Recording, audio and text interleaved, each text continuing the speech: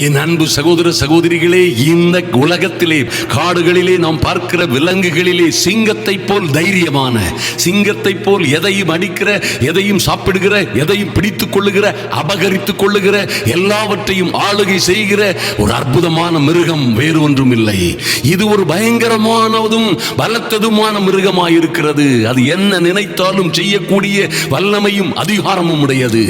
ஆனால் உங்களுக்காய் கர்த்தர் சொல்லுகிற நல்ல வார்த்தைகளை கவனியுங்கள். சிங்க குட்டிகள், அப்பேற்பட்ட பயங்கரமும் மகிமையுமான அந்த சிங்கத்தின் குட்டிகள் எல்லாம் தாட்சி அடைந்து பட்டினியாய் இருக்கலாம். ஆனால் கர்த்தரை தேடுகிற உங்களுக்கோ ஒரு நன்மையும் குறைவுபடாது என்று கர்த்தருடைய வார்த்தை சொல்லுகிறது.